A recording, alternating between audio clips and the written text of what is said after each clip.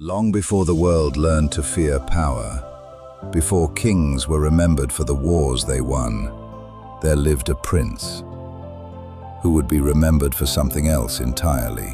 He was not the strongest, not the bravest in battle, not the one legends were eager to write about. He was kind.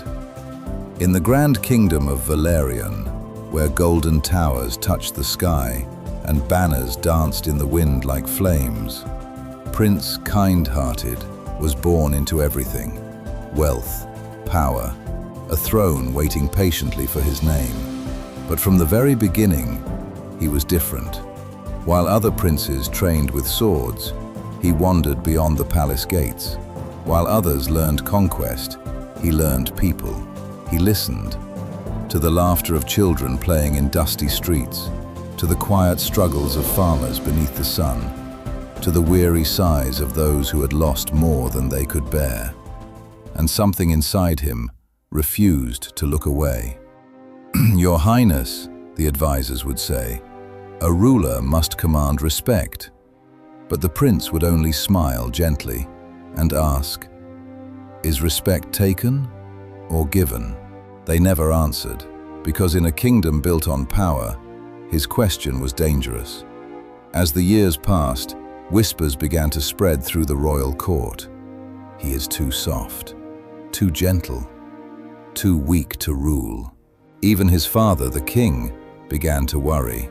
"You cannot lead with kindness," the king said one evening, his voice heavy with expectation. "The world does not reward gentle hearts." The prince listened. He always did. But deep inside, he could not believe that was true, because he had seen something the king had not. He had seen how a small act of kindness could change someone's entire world. A loaf of bread shared with a starving child, a moment of listening given to someone forgotten, a hand reaching out when the world had turned away. These were not small things. They were everything, and yet no one else seemed to see it. Then, one year, everything changed. The skies grew silent. The rains stopped coming. Fields once full of life turned to dust. Rivers shrank until they became nothing more than cracked memories in the earth. Fear spread quickly, not like a storm, but like a whisper. Slow, unseen, unstoppable. The people began to suffer, and suffering has a way of revealing the truth. The strong protected themselves, the powerful closed their gates, and the weak were left behind. The king called upon his generals. "Find the cause," he commanded. "End this." Armies were sent, messengers rode day and night, but no enemy could be found, no battle could be fought. And for the first time in many years, the kingdom faced something it could not defeat with force. The prince watched all of this unfold. He saw the hunger in the streets, the fear in people's eyes, the quiet breaking of hope. And he knew something had to be done, not as a prince, but as a human being.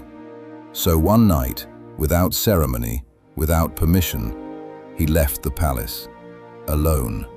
No guards, no armor, no sword, only a simple cloak and a heart that refused to turn away. He walked through villages forgotten by the crown, through lands untouched by help, through suffering most would never choose to see. And everywhere he went, he did the only thing he knew how to do. He cared. He shared what little he had. He listened to stories no one else would hear. He reminded people that they were not invisible. Days passed, then weeks. The journey was not easy. There were nights when the cold cut deep, when hunger clawed at him, when doubt crept into his thoughts. What if they were right? What if kindness isn't enough? For the first time, he felt the weight of their words, and it almost broke him. But then, something unexpected happened.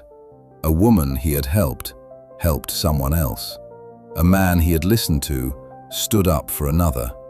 A child he had fed shared their food, and slowly, quietly, something began to grow. It wasn't power, it wasn't fear, it was something far more fragile and far more powerful. Hope. People began to change, not because they were commanded to, but because they chose to. And that choice spread from one village to another, from one heart to the next, like light pushing back against the dark. The prince realized something then. Kindness alone was never small. It only needed to be seen. Months later, he returned to the kingdom, but he was no longer just a prince. He carried stories, he carried people, he carried a movement, and behind him walked those who believed, not in power, but in each other.